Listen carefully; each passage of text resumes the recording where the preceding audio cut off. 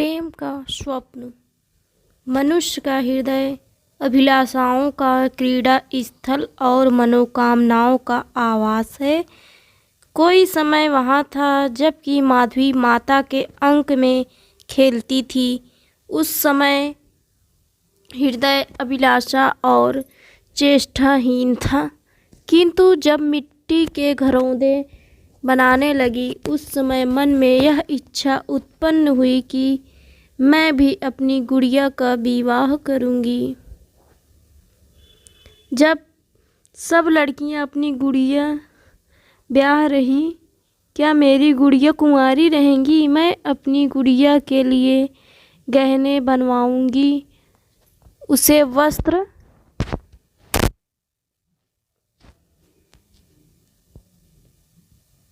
पहनाऊंगी, उसका विवाह रचाऊंगी।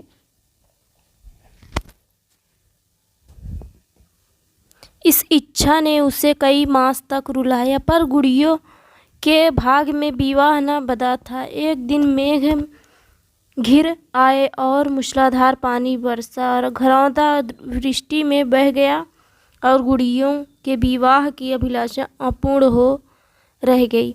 कुछ काल और बीता। वह माता के संग विरजन के यहाँ आने जाने लगी। उसकी मीठी मीठी बातें सुनती और प्रसन्न होती, उसके थाल में खाती और उसकी गोद में सोती। उस समय भी उसके हृदय में यह इच्छा थी कि मेरा भवन परम सुंदर होता, उसमें चांदी के किवाड़ लगे होते, भूमि ऐसी स्वच्छ होती कि मक्खी बैठे और फिसल जाए। मैं विरजन को अपने घर ले जाती, वहाँ अच्छे अच्छे पकवान बनाती और खिलाती, उत्तम पलंग पर सुलाती और भली भांति उसकी सेवा करती। यह इच्छा वर्षों तक हृदय में चुटकियों लेती रही, किंतु उसी घरौंदे की भांति यह घर भी ढह गया और आशाएं निराशाएं में परिवर्तित हो गई। कुछ काल और बीता। जीवन काल का उदय हुआ। विरजन ने उसके चित्त पर प्रतापचंद की चित्त खींचना आरंभ किया। उन दिनों इस चर्चा के अतिरिक्त उसे कोई बात अच्छी न लगती थी। निदान उसके हृदय में प्रतापचंद्र की चेरी बनाने की इच्छा उत्पन्न हुई। बड़े बड़े हृदय से बातें किया करती, रात्र में जागरण करके मन का मोदक खाती। इन विचारों से चित्त पर एक उन्माद सा छा जाता, किंतु प्रतापचंद इसी बीच में गुप्त हो गए और उसी मिट्टी के घरौंदे की भांति ही ये हवाई किले ढह गए। आशा के स्थान पर हृदय में शोक रह गया। अब निराशा ने उसके हृदय में आशा ही शेष न रखा। वह देवताओं की उपासना करने लगी, व्रत रखने लगी कि प्रतापचंद्र पर समय की कुदृष्टि न पड़ने पाए। इस समय अपने जीवन के कई वर्ष उसने तपस्विनी बनकर व्यतीत किए। कल्पित प्रेम के उल्लास में चूर होती, किंतु आज तपस्विनी का व्रत टूट गया। मन में नूतन अभिलाषाओं ने सिर उठाया। 10 वर्ष की तपस्या एक क्षण में भंग हो गई। क्या यह इच्छा भी उसी मिट्टी के घरौंदे की भांति पददलित हो जाएगी? आज जब से माधवी ने बालाजी की आरती उतारी है, उसके आंसू नहीं रुके। सारा दिन बीत गया, एक एक करके तार निकलने लगे। सूर्य थक कर छिप गया और पक्षी गण घोंसले में विश्राम करने लगे, किंतु माधवी के नेत्र नहीं थके। वह सोचती है कि हाय, क्या मैं इसी प्रकार रोने के लिए बनाई गई हूँ? मैं कभी हंसी भी थी, जिसके कारण इतना रोई हूँ। हाय, रोते रोते आधी आयु बीत गई। आज जब से माधवी ने बालाजी की आरती उतारी है, उसके आंसू नहीं रुके। सारा दिन बीत गया, एक एक करके तारे निकलने लगे। सूर्य थक कर छिप गया और पक्षीगण घोंसले में विश्राम करने लगे, किंतु माधवी के नेत्र नहीं थके। वह सोचती कि हाय, क्या मैं इसी प्रकार रोने के लिए बनाई गई हूँ? मैं कभी हंसी भी थी, जिसके कारण इतना रोई हूँ। हाय, रोते रोते आधी आयु बीत गई। क्या शेष भी इसी प्रकार बीतेगी? क्या मेरे जीवन में एक दिन भी ऐसा न आएगा जिससे स्मरण करके संतोष हो कि मैंने भी कभी सुंदिन देखे थे। आज के पहले माधवी कभी ऐसे नैराश्य पीड़ित और छिन्न हृदय नहीं हुई थी। वह अपने कल्पित प्रेम में निमग्न थी। आज उसके हृदय में नवीन अभिलाषाएं उत्पन्न हुई हैं। अश्रु उन्हीं के प्रेरित हैं जो हृदय 16 वर्ष तक आशाओं का आवास रहा हो। वहीं इस समय माधवी की भावनाओं का अनुमान कर सकता है। क्या शेष भी इसी प्रकार बीतेगी? क्या मेरे जीवन में एक भी दिन ऐसा न आएगा जिसे स्मरण करके संतोष हो कि मैंने कभी सुदिन देखे थे? आज के पहले माधवी कभी ऐसे नैराश्य पीड़ित और हृदय छिन्न नहीं हुई थी। वह अपने कल्पित प्रेम से निमग्न थी। आज उसके हृदय में नवीन अभिलाषाएं उत्पन्न हुई। अश्रु उन्हीं के प्रेरित हैं जो हृदय 16 वर्ष तक आशाओं का आवास हो। वहीं इसी समय माधवी की भावनाओं का अनुमान कर सकता है। सुहामा के हृदय में नवीन इच्छाओं ने सिर उठाया है। जब तक बालाजी को न देखा था तब तक उसकी सबसे बड़ी अभिलाषा यह था कि वह उन्हें आंखें भर कर देखती और हृदय शीतल कर लेती। आज जब आंखें भर देख लिया तो कुछ और देखने की इच्छा उत्पन्न हुई। वह इच्छा उत्पन्न हुई माधवी के घरौंदे की भांति मिट्टी में मिल जाने के लिए। आज सुहामा, विरजन और बालाजी में सायंकाल तक बातें होती रही। बालाजी ने अपने अनुभवों का वर्णन किया। सुहामा ने अपनी राम कहानी सुनाई और विरजन ने कहा थोड़ा किंतु सुना बहुत। मुंशी संजीवन लाल ने के सन्यास का समाचार पाकर दोनों रोईं। जब दीपक जलने का समय आ पहुंचा तो बालाजी गंगा की ओर संध्या करने चले गए और सुहामा भोजन बनाने बैठी। आज बहुत दिनों के पश्चात सुहामा मन लगाकर भोजन बना रही थी। दोनों बात करने लगी। सुहामा, बेटी, मेरी यह हार्दिक अभिलाषा थी कि मेरा लड़का संसार में प्रतिष्ठित हो और ईश्वर ने मेरी लालसा पूरी कर दी। प्रताप ने पिता और कुल का नाम उज्जवल कर दिया। आज जब प्रातः काल मेरे स्वामी जी की जय सुनाई जा रही थी तो मेरा हृदय उमड़ उमड़ आया था। मैं केवल इतना चाहती हूँ कि वे यह वैराग्य त्याग दे। देश का उपकार करने से मैं उन्हें नहीं रोकती। मैंने तो देवी जी से यही वरदान मांगा था, परंतु उन्हें सन्यासी के वेश में देखकर मेरा हृदय विदीर्ण हुआ जाता है। विरजन सुहामा का अभिप्राय समझ गई। बोली, चाची, यह बात तो मेरे चित्त में पहले ही से जमी हुई है। अवसर पाते ही अवश्य छेड़ूंगी। सुहामा, अवसर तो कदाचित ही मिले, इसका कौन ठिकाना। अभी जी में आए कहीं चल दें। सुनती हूँ सोटा हाथ में लिए अकेले वनों में घूमते हैं। मुझसे अब बेचारी माधवी की दशा नहीं देखी जाती। उसे देखती हूँ तो जैसे कोई मेरे हृदय को मसोसने लगता है। मैंने बहुतेरी स्त्रियों देखी और अनेक का वृतांत पुस्तकों में पढ़ा, किंतु ऐसा प्रेम कहीं नहीं देखा। बेचारी ने आधी आयु रो रो कर काट दी और कभी मुख ना मैला किया। मैंने कभी उसे रोते नहीं देखा, परंतु रोने वाले नेत्र और हंसने वाले मुख छिपे नहीं रहते। मुझे ऐसी ही पुत्र वधू की लालसा थी, सो भी ईश्वर ने पूर्ण कर दी। तुमसे सत्य कहती हूँ, मैं उसे पुत्र वधू समझती हूँ। आज से नहीं, वर्षों से। विरज रानी आज उसे सारे दिन रोते ही बीता। बहुत उदास दिखाई देती है। सुहामा, तो आज ही इसकी चर्चा छेड़ो। ऐसा ना हो कल किसी और प्रस्थान कर दे तो फिर एक युग प्रतीक्षा करनी पड़ेगी।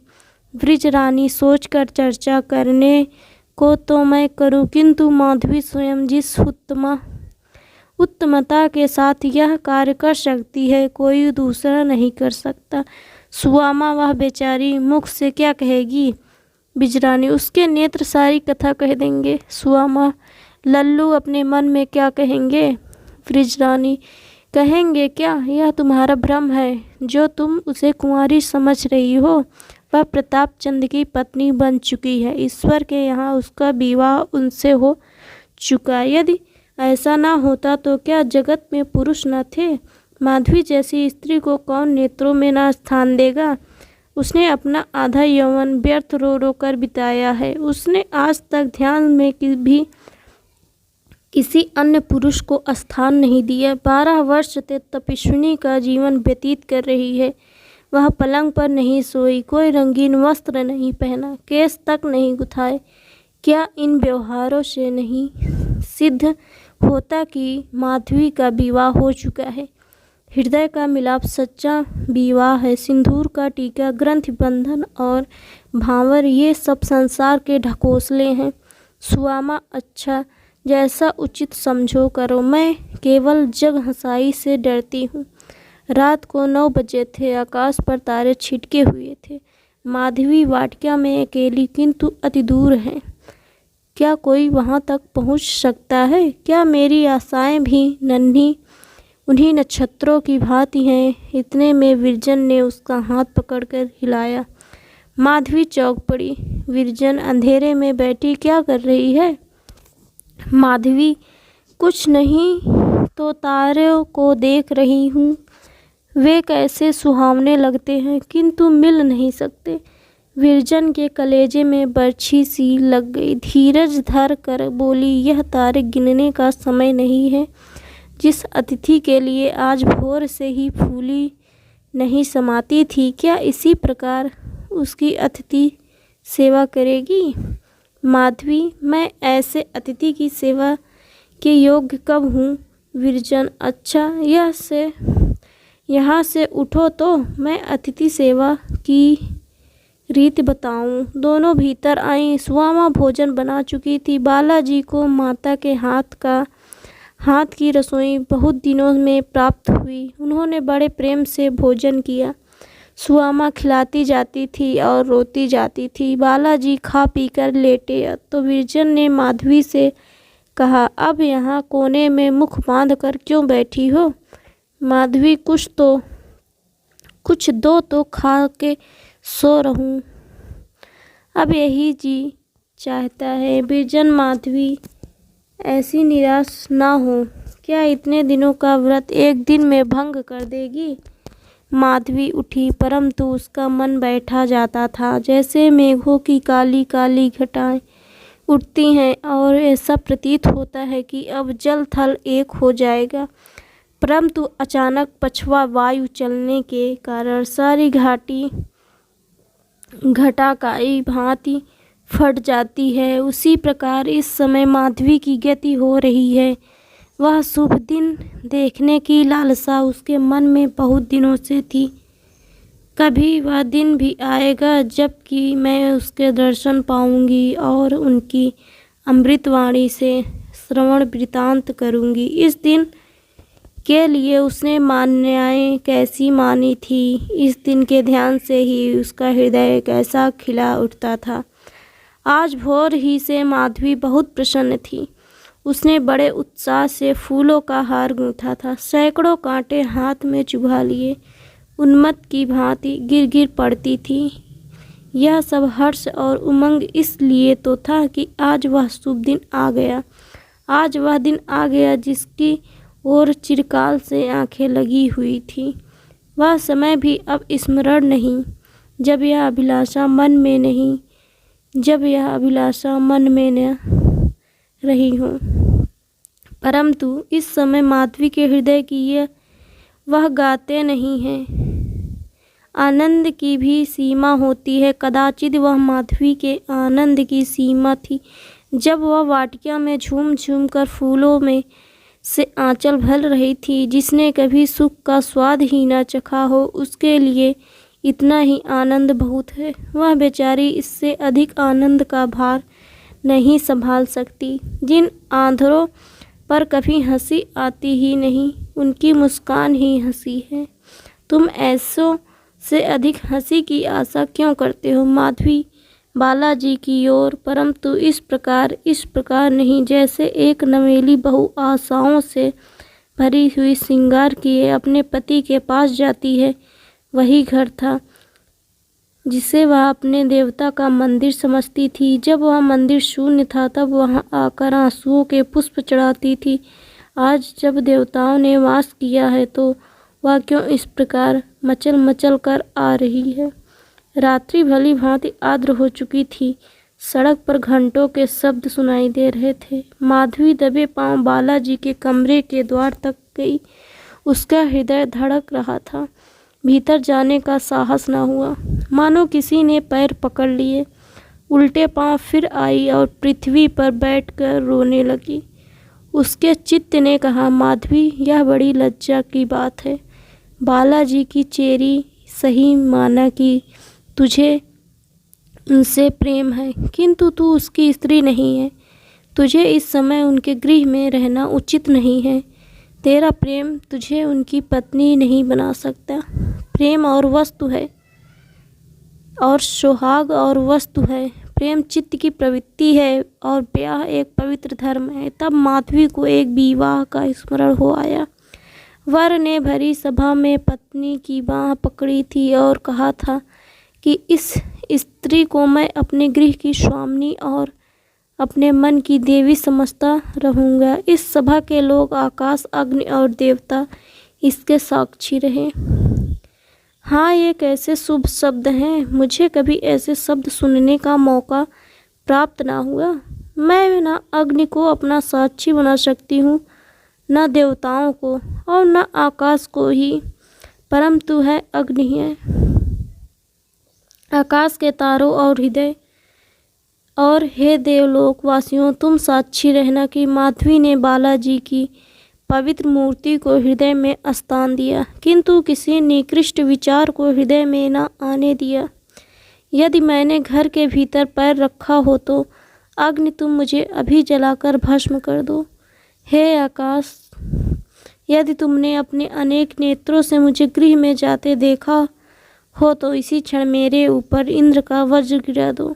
माधवी कुछ काल तक इसी विचार में मग्न बैठी रही। अचानक उसके मन कान में भक भक की ध्वनि आई। उसने चौंक कर देखा तो बालाजी का कमरा अधिक प्रकाशित हो गया था और प्रकाश खिड़कियों से बाहर मिलकर आंगन में फैल रहा था। माधवी के पांव तले से मिट्टी निकल गई। ध्यान आया कि मेज पर लैंप भभक उठा। वायु की भांति वह बालाजी के कमरे में घुसी।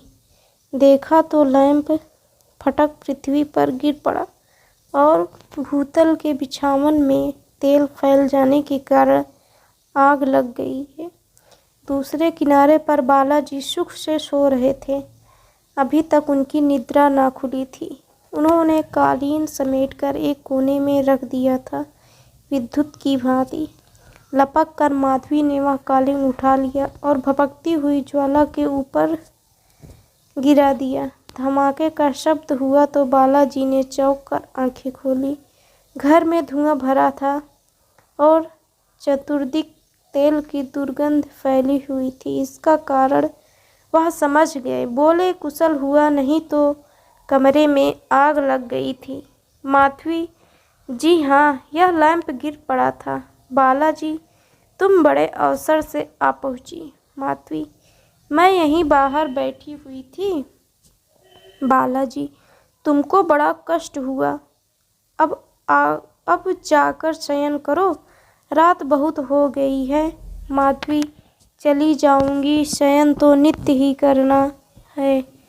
यह अवसर न जाने फिर कब आए। माधवी की बातों से अपूर्व करुणा भरी थी। बालाजी ने उसकी ओर ध्यानपूर्वक देखा। जब उन्होंने पहली माधवी को देखा था उसके समय वह एक खिलती हुई कली थी और आज वह एक मुरझाया हुआ पुष्प है।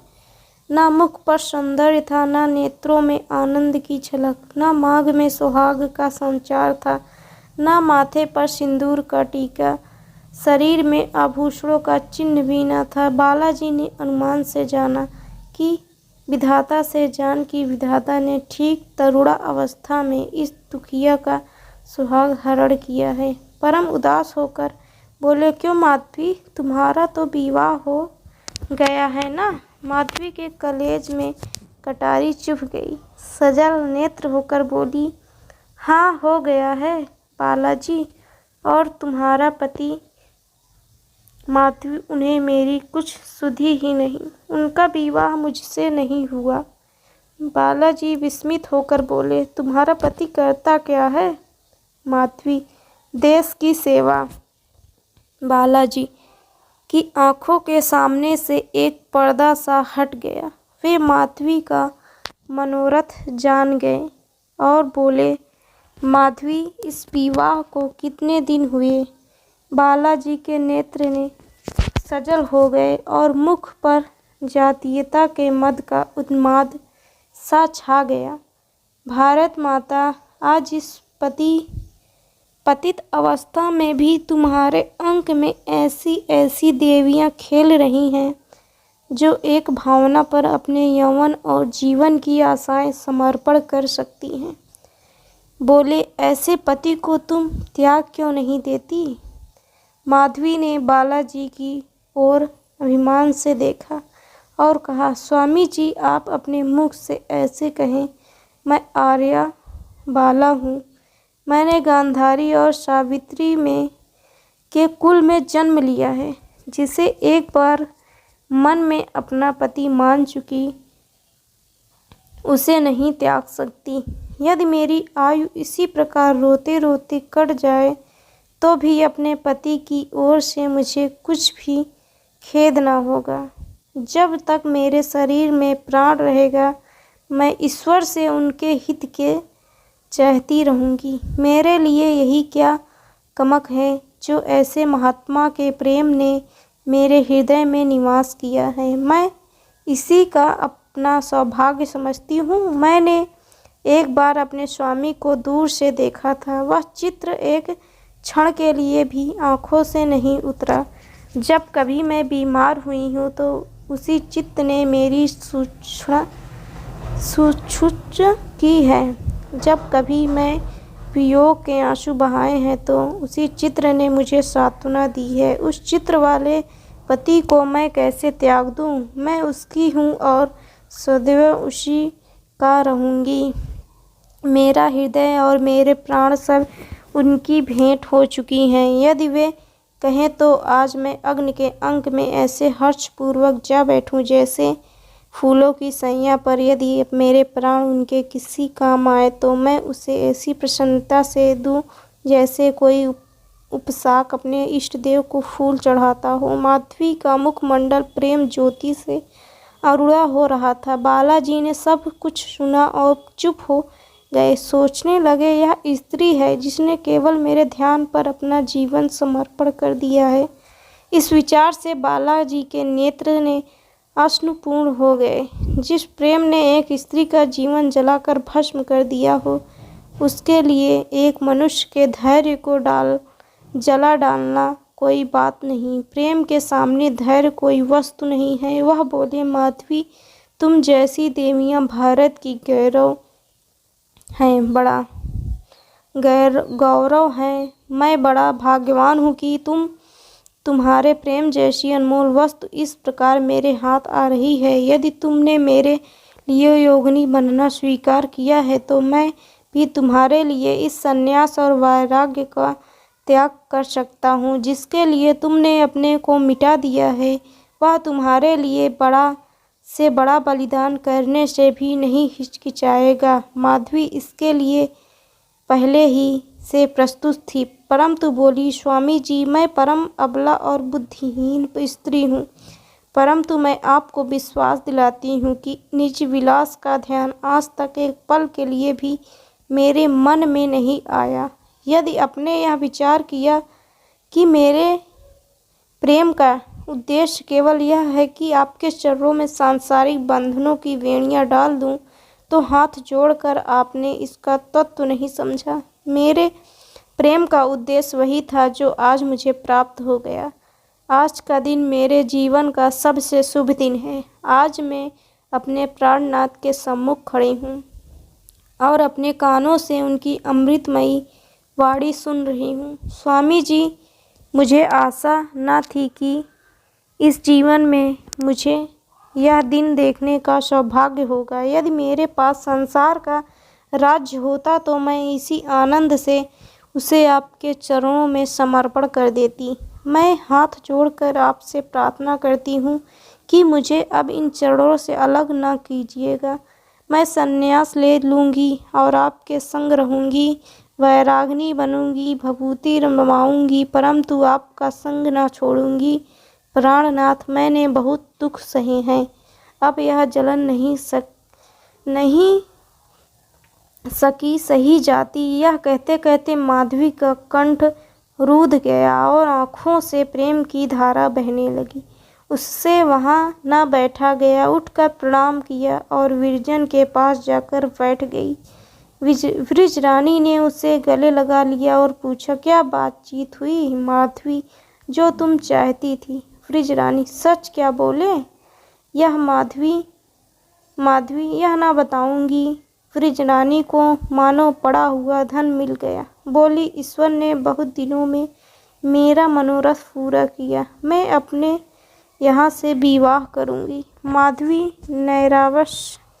नैराश्य भाव से मुस्कुराई। विरजन ने कंपित स्वर से कहा, हमको भूल तो ना जाएगी? उसकी आंखों से आंसू बहने लगे। फिर वह स्वर संभाल कर बोली, हमसे तू बिछड़ जाएगी माधवी, मैं तुम्हें छोड़कर कहीं ना जाऊंगी। विरजन, चल बातें ना बना। माधवी, देख लेना। विरजन, देखा है जोड़ा कैसा पहनेगी? माधवी, उज्जवल है जैसे बगुले का पर। विरजन, सुहाग का जोड़ा केसरिया रंग का होता है। माधवी, मेरा श्वेत रहेगा। विरजन, तुझे चंद्रहार बहुत भाता था, मैं अपना दे दूंगी। माधवी, हार के स्थान पर कंठी दे देना। विरजन, कैसी बातें कर रही है? माधवी, अपने श्रृंगार की। विरजन, तेरी बातें समझ में नहीं आती। तू इस समय इतनी उदास क्यों है? तूने इस रत्न के लिए कैसी कैसी तपस्याएं की, कैसा कैसा योग साधा, कैसे कैसे व्रत किए, और तुझे जब वह रत्न मिल गया तो हर्षित नहीं देख पड़ती। माधवी, तुम विवाह की बातचीत करती हो, इससे मुझे दुख होता है। विरजन, यह तो प्रसन्नता होने की बात है। विरजन, यह तो प्रसन्न होने की बात है। माधवी, बहन, मेरे भाग्य में प्रसन्नता लिखी ही नहीं। जो पक्षी बादलों में घोंसला बनाना चाहता है, वह सर्वदा डालियों पर रहता है। मैंने निर्णय कर लिया है कि जीवन की यह शेष समय इसी प्रकार प्रेम का सपना देखने में काट दूंगी। तो दोस्तों, आपको हमारी स्टोरी कैसी लगी? अगर अच्छी लगी तो प्लीज़ दोस्तों लाइक शेयर कमेंट ज़रूर करें, साथ ही चैनल को सब्सक्राइब करिए। तो फिर मिलते हैं एक नई स्टोरी के साथ। Thank you and bye.